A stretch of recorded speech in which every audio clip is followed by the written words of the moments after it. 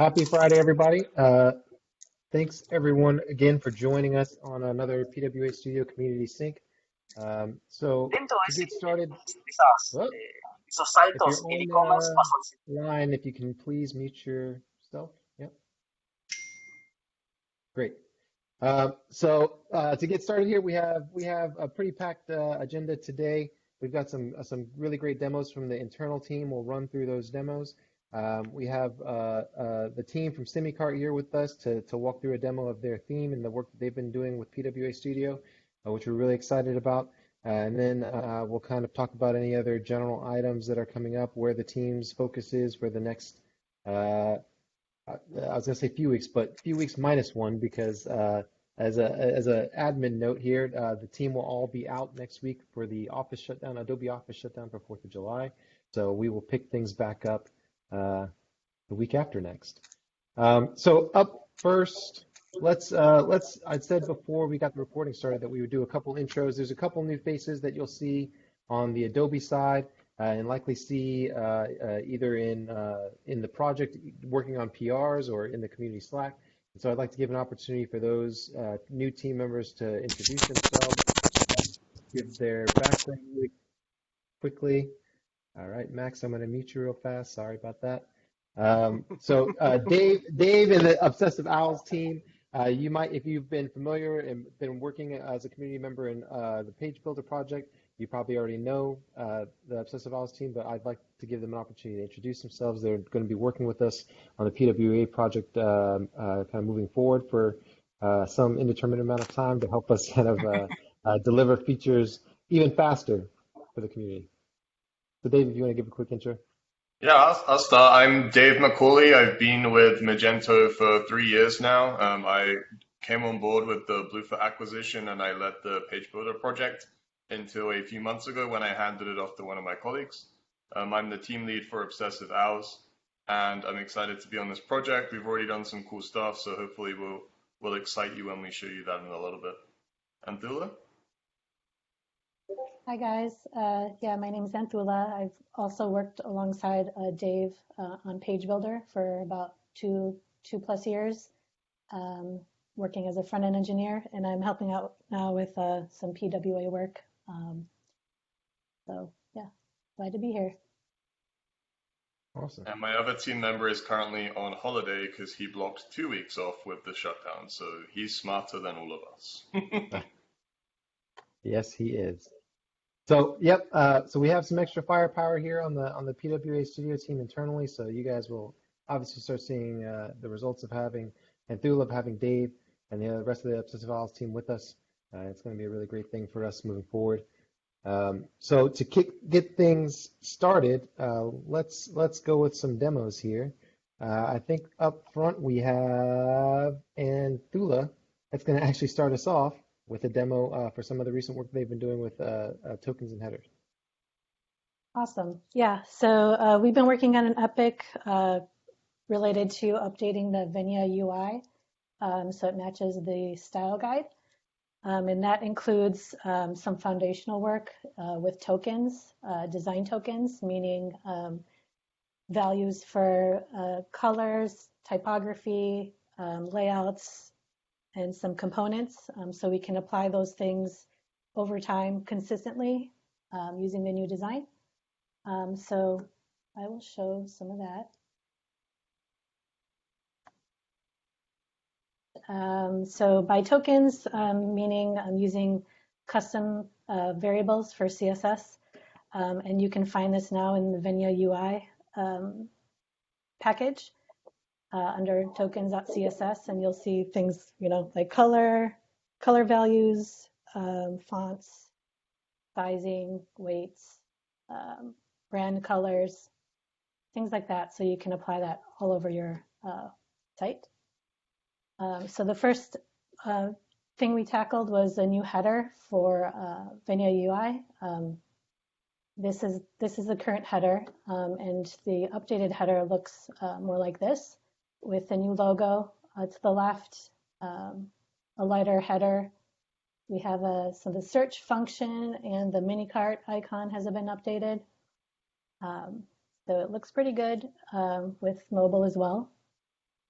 And then alongside that, we also updated things like buttons and inputs. So you'll see, for example, we updated the search to more of this drop-down box shadow. So you'll see that throughout the site with inputs to make it more consistent. And then also you'll see new filter button or new buttons, button styles, focus states, checkboxes, updated those with the different states. And let's see what else. Cart. Do the cart. Currently working on styling for some inputs, making sure it's consistent with the design from UX. Things like select inputs as well have the new style. Currently working on these radio buttons, so that's in progress. And making sure everything is aligned properly. We also did the text area inputs and things like that. So you should see the new design rolled out in sequence, and we also have another epic that we're currently working on that will do cards and accordion. So that is to come. Any questions on that? No questions, but that looks awesome. Cool. It really does. Thanks, Athula, for jumping in and contributing something so important so quickly. Really. Awesome. Thanks. Good to have you.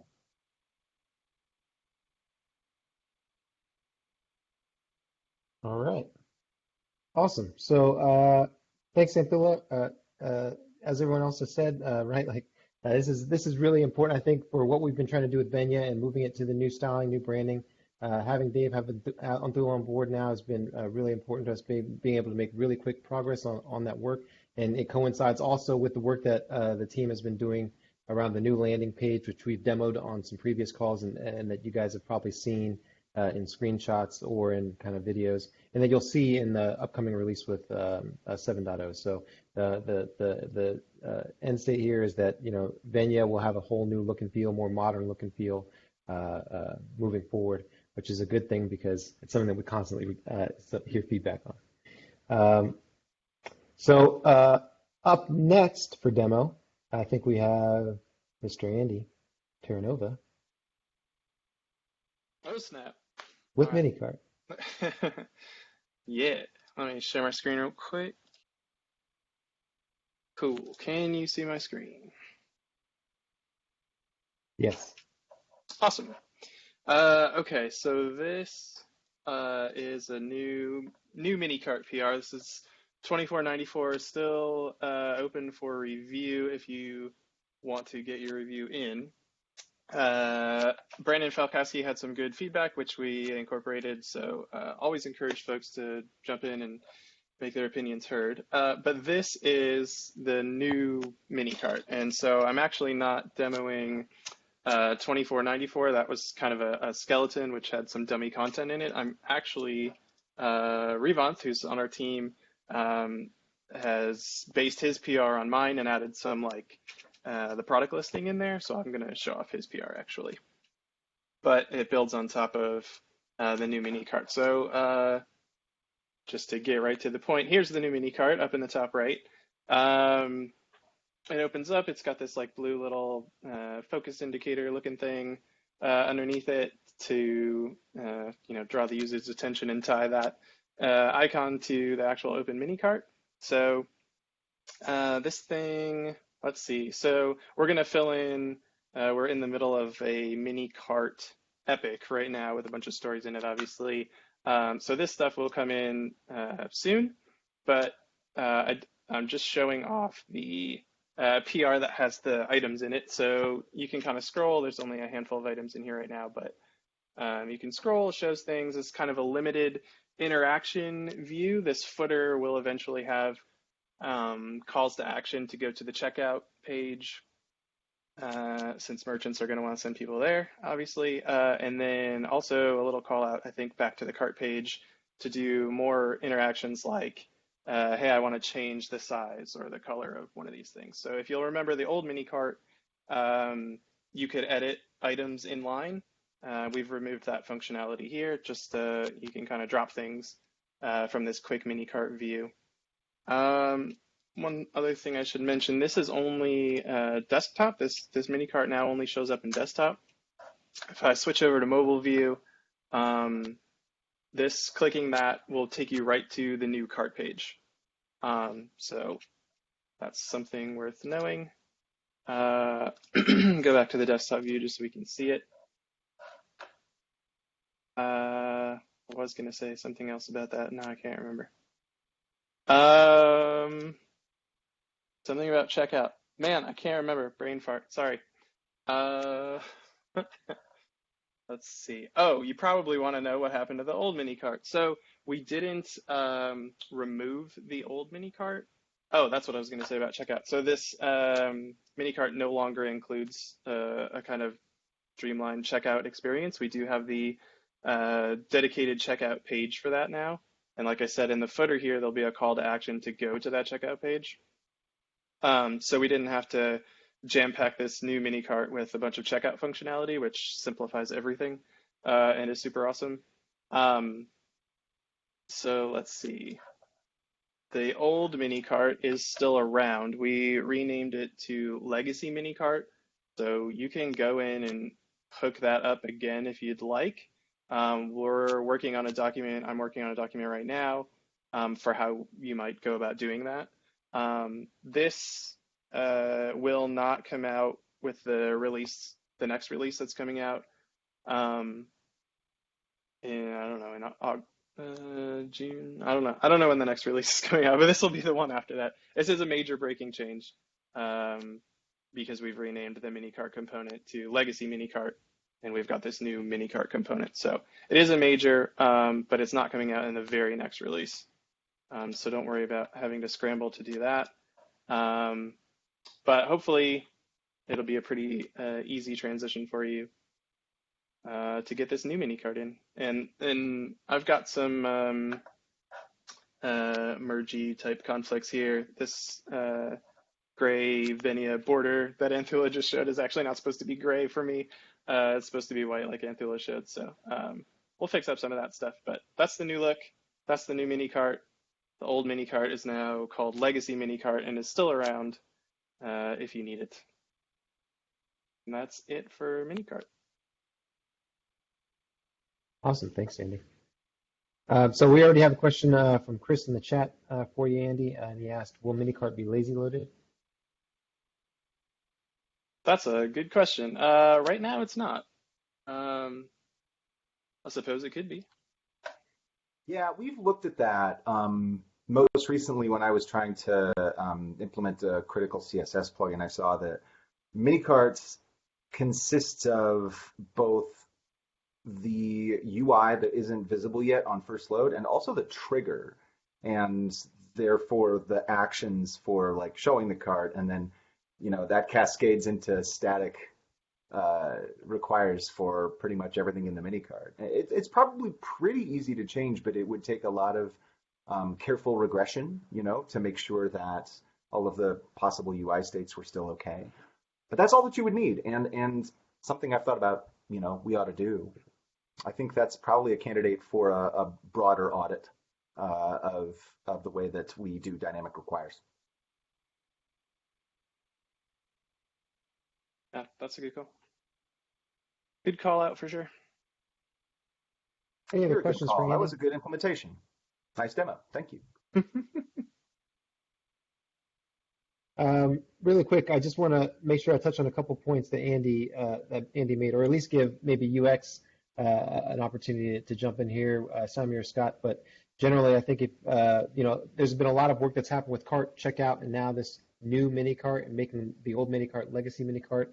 So I was wondering if Sami or Scott, if you guys want to just jump in and give kind of some quick thinking on why we've made certain changes, what the place of mini cart now is, right? Where before it kind of represented all of the cart and checkout flows. Either you want to jump in and just kind of give that context really quickly?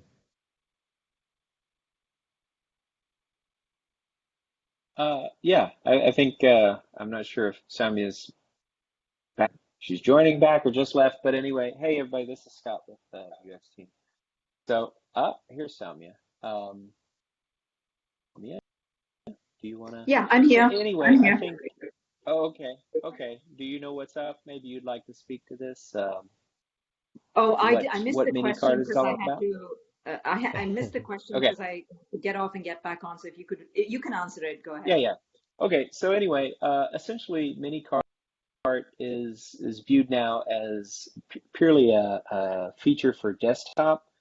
Um, so you know, as someone's shopping, they can see things quickly in their desktop, kind of quickly review their basket, make sure things are there. There's limited functionality there, as you can see from this. Essentially, remove is kind of all that's there, but you can verify some of the configuration of that product, and then either jump right into to checkout, or kind of if you wanted to, into the entire shopping cart if you wanted to make some edits, apply coupons, etc. So, but given the nature of kind of the mobile experience, and that cart, if you click that, the real estate is such that if you were on cart and had mini cart, you just have kind of a slimmed down version of cart, and then click, go to cart, and then end up essentially in just a more robust experience. So we thought in that case, just send people straight to cart there. They'll still have the ability to, jump right into express checkout from there. But that's kind of the thinking around it. Again, if Samia has some more sort of lucid points to add, I'd pass it over to her if anyone has any questions about that. I think you covered everything, Scott. I think so. That was a great answer, Scott. And I apologize. I put you guys on the spot right there with a question from left field. You didn't see it coming. That's okay. I should know why we did this. Okay, so any other questions on new mini cart for Andy or the UX team? Awesome. So up next we have Tommy talking about alpha release and form error. Hey, thank you. Yes, so for the upcoming release, there's kind of been this known problem where our error handling has kind of been all over the place. So before we officially got that in everybody's hands, we wanted to make sure that we provided some sort of consistent way to handle errors, specifically with forms. So kind of very briefly, I just want to go over this new component that we've added, what its usage is, and how you can start using it once this release comes out. So the new component is form error. It is really simple, that it just takes a collection of raw GraphQL errors. Its Talon will go through those errors and kind of merge them all together into a single error message and return that to the component. And then there's some fancy functionality to automatically scroll you to the top of the form, because likely if there was an error, there's something between the top of the form and the buttons that you need to fix. So a simple demo of that is, if I have something in my cart, I go straight to checkout. I'm going to butcher my email address. So when you try to continue, GraphQL error comes back, invalid email format. We're working on like some context-aware error messages, but right now it's just a general error message at the top. So very easily now you can add that into your components. As I mentioned, the Talon itself goes through the collection of errors, checks to see if it's a GraphQL error, just a general error, merges them all together. It makes it really easy kind of to handle any errors that you might encounter when submitting forms, collecting data, anything in the app. So pretty straightforward. This just landed in the release, I think, yesterday. So I think it it's in the Alpha 2 package, which actually segues into my next topic. Unless there's any questions first about form error before I move on. Tommy, are you rendering the GraphQL error directly in the as the message? Yes. That invalid format. Yeah. So I would say I got lucky there. That kind of GraphQL error messages are a little all over the place. You probably wouldn't recommend that you always render those, but for our use case right now, we're fine with rendering those until we come up with like a mapping mechanism, or pushing back on GraphQL to give us more user-friendly error messages. But yeah, for right now, we render the exact error message that we got back. There's some edge cases where that error message may be a little technical in nature, so something you would want to look out for if you don't want to render some technical like QTY exceeds maximum allowed limit. You can kind of massage that into your own nicer error message. And this Talon here would be a perfect place to put that logic, to put in like an error mapping logic that just goes through and automatically maps technical error messages to human readable ones.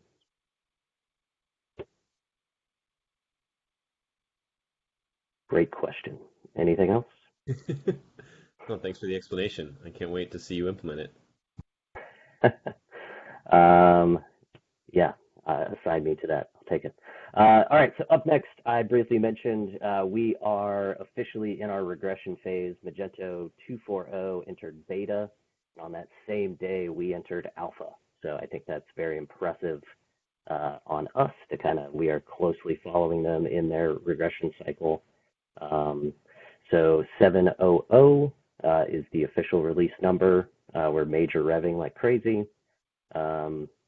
So we have published Alpha 1 and now Alpha 2 already. I think it's largely gone through a lot of regression so far, with only one minor bug found related to like payments, where the payments not auto-selected, but very minor. So if you're interested in like pre-release versions, we have published those to NPM. Just go out and look for the Alpha 2, 7.0.0 Alpha 2 release. And you can start poking around and what new features are there. Very soon we should have those release notes consolidated together too, so you can go through and see all the new stuff that we got going on. But it's going to be new cart page, checkout page. We got a lot of neat stuff under the hood, so expect that coming up, not this next Friday because we're off, but the following Friday we'll probably have those release notes ready and get excited for the next release.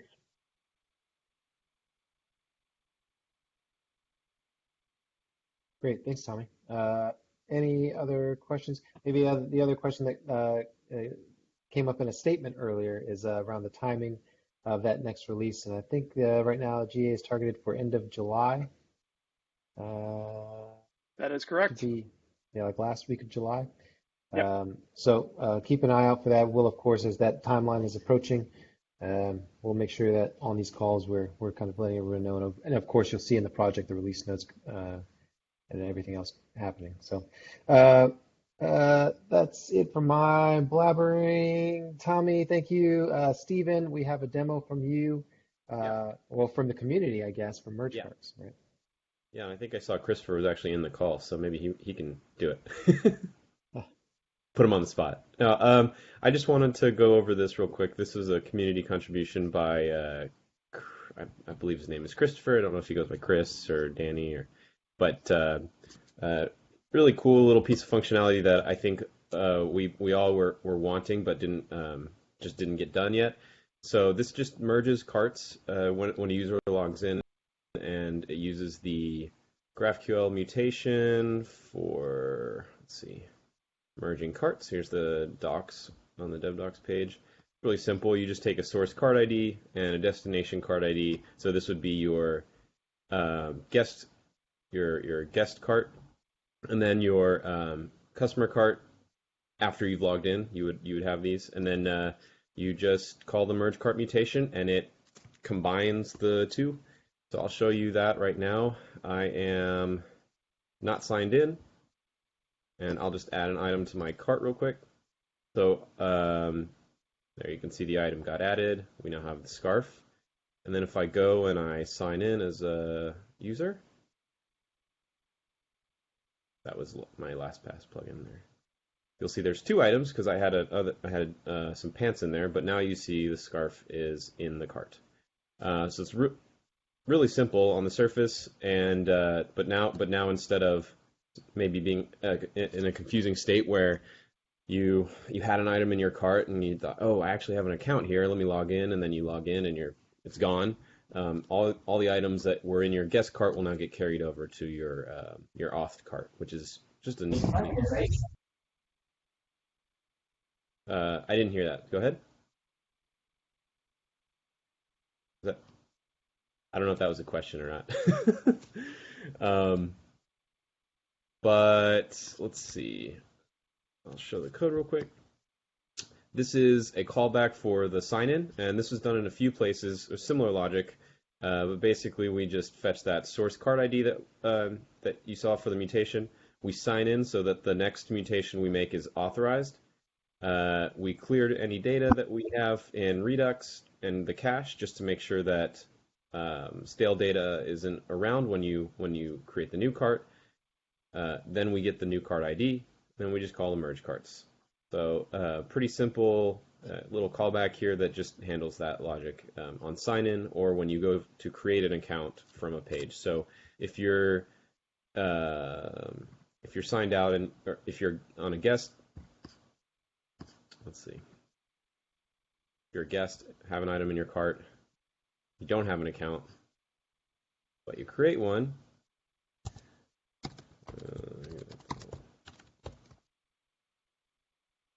Should just merge. Oh, this is going to be. I just use that one. All right. Don't use too many password managers.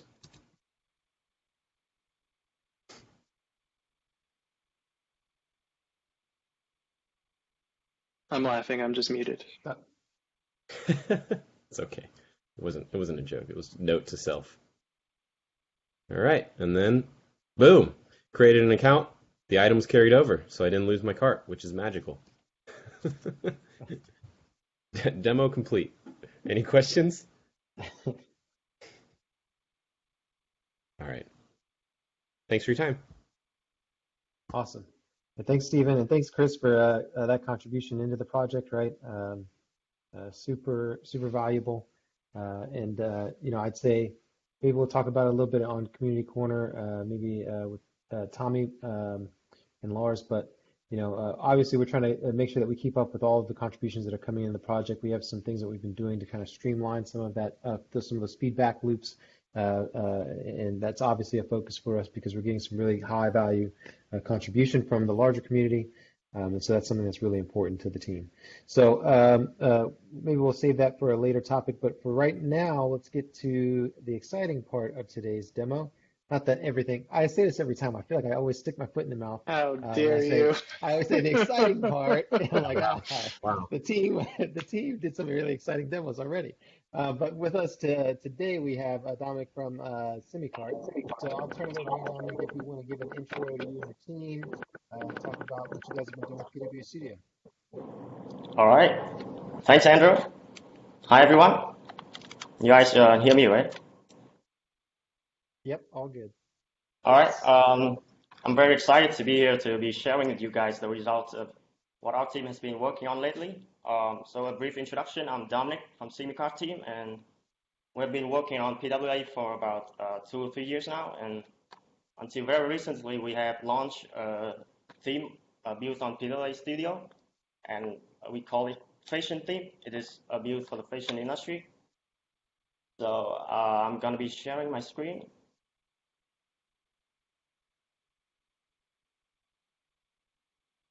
All right. Can you guys see my screen? We can now. All right.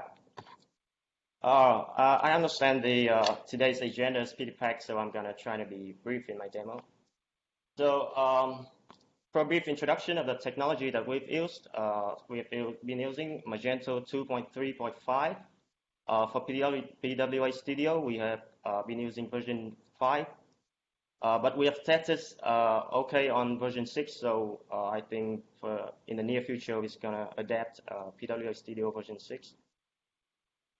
All right, so let's go to for the demo. So for the header, you can see on the left side of the header, we have the search. This is instant search.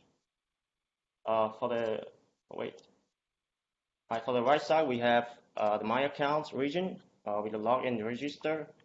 For this theme, we use minimalist design, so everything looks pretty minimal and basic. Up here, we have the cart. We've used a quick cart concept for the cart. Here we have the store view with its currency and language. We support right to left language. In here, we do not put any particular language, so we just put right to left to show that we support right to left. So if we click here, everything basically flip from right to left. All right, let's go back to English. And here we have the menu with a category image and the subcategories on the left side. We have a banner, which is a slider, but here for the sake of this demo, I just upload one image for the banner. So if you upload more banners, it will be turned into a slider. And the same goes to the categories. If you upload more, it will turn into a slider, and there's the arrows over here. Down here we have product slides, which is the product list, and this is all configurable in the backend. So in here we have configs for the banners, the home categories, and product lists. For the footer, is pretty basic. We adapt the Luma theme from Magento, so we have the subscribe box and the CMS pages down here. The CMS pages, which is also configurable using the default Magento CMS by going to Content and Pages. This is all configurable using HTML and CSS. All right, let's try to go to a category.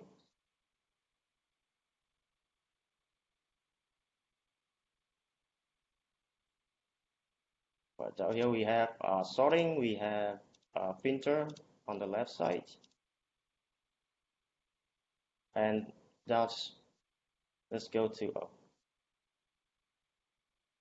a product page. And for the products, we support all types of products. We are simple, configurable, downloadable. So I think let's go to a product that has some options. This one maybe. Yeah. For this product, we have the reviews, the stock status, and the swatches. The image will change accordingly to the product swatches. So I'm going to try to add this product to cart.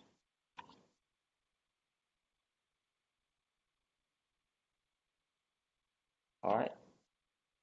Let's try to check out. Oh, I'm going to log in first.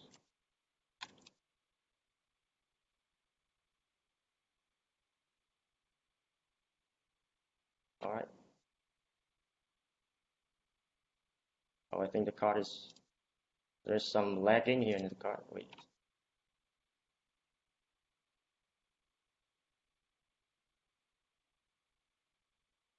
Could it be merge carts? I was going to say that merge carts is looking like it might be super valuable. Yeah.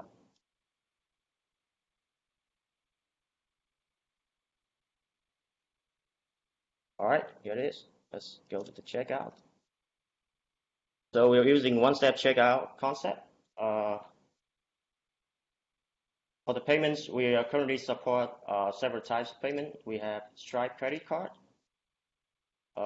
Braintree, support Visa, MasterCard, and other popular cards.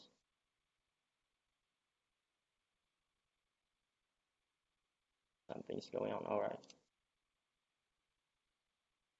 We have PayPal. If we use PayPal, and place order is redirect us to the PayPal checkout page. We have purchase order and check money order. For the sake of this demo, I'm just gonna use check money order, place order, and hopefully we success. Yeah, success. All right, and the user can go to view order details to view the orders. So this is the layout of the My Account, which is pretty basic, which is like the Luma theme, but with an elegant touch of our fashion theme.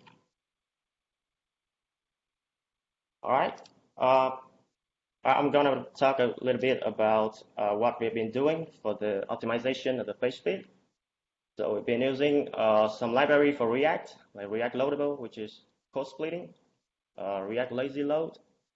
Image is also a big problem when it comes to the page load. So we optimize every image before we upload them onto the site, mostly using tiny PNG. We also use getType for GraphQL for full page caching, and also for full page cache we use varnish cache. One more thing that I think that you guys might be asking, which is the GraphQL coverage. So this is the parts where we are using GraphQL, which is a store config, categories, product listings, product details, URL resolve. We also use it in the customer information like orders, address, subscription, and also for PayPal payments. I have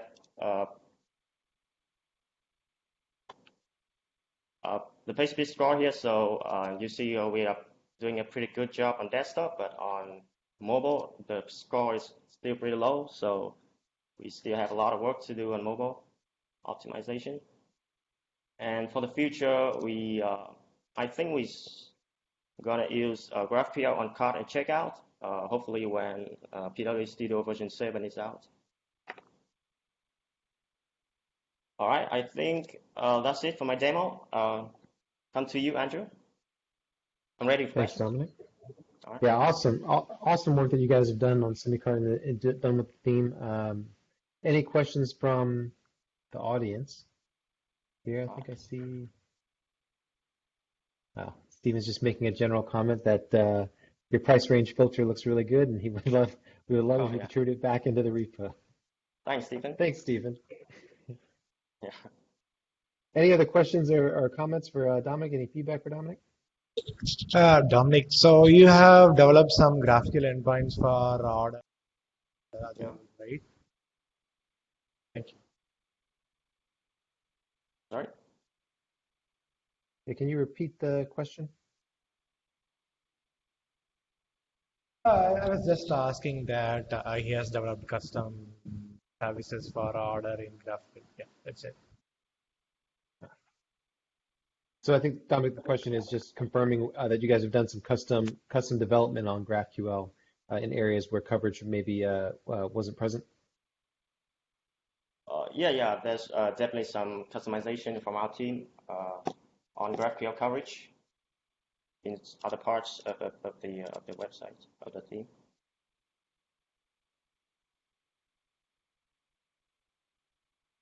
Any other questions, commentary?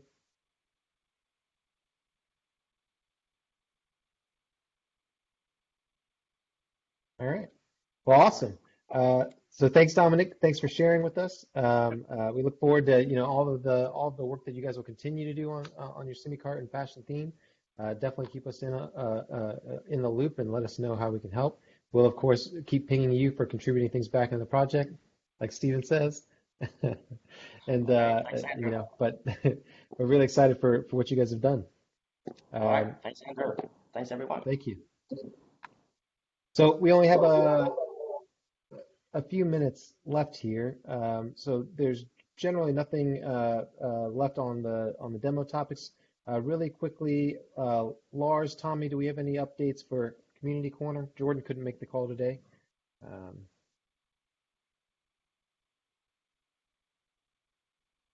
All right. Yeah, so Community Corner is going great. Or things on the community contribution side are going great. We've made a lot of effort to kind of clean up the board a little bit. I think I should probably just do we have a minute? Yeah, we got 2 minutes. We've got a couple minutes here. All right. Let's just go. If anybody's not familiar, sorry, let me zoom it on in. I know it's super huge.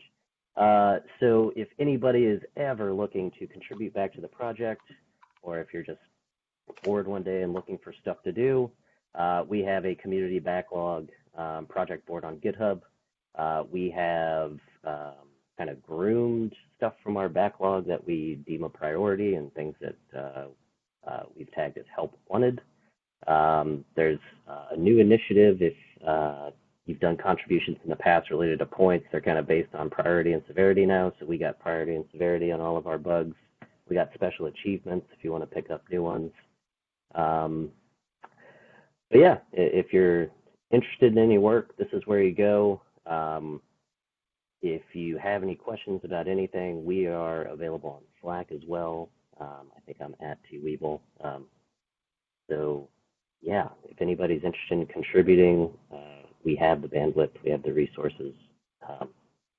Go out and pick up a ticket, and if you have any questions, please let Andrew or I know.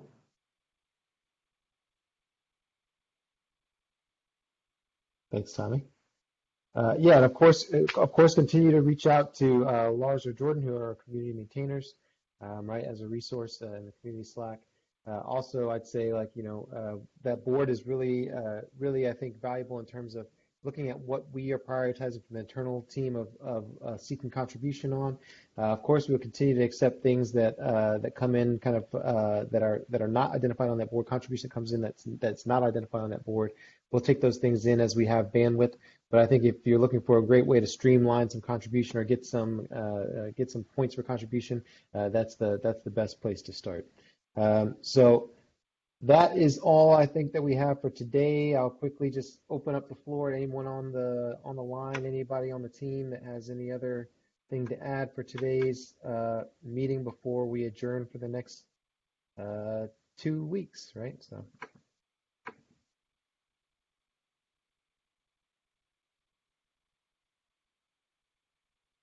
Awesome. Okay. All the best, my loves. So thanks everyone for joining. Have a great weekend. Have a great rest of your Friday. Stay safe out there, and we will see you all not next week, but the week after. More tutorials for us new guys, huh? David Najjar, I'm sorry, I know this was last second, but I just saw this in chat. David, is he still here? Are you in the community Slack?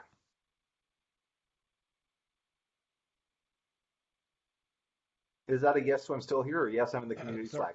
Either way, sorry, guys, be in the community Slack, and we're going to post about what tutorials and what document stuff are available to the fund. Okay, that's all. Sounds good. Great, thank you. All right, thank you. And now, thanks everybody, and see you guys later.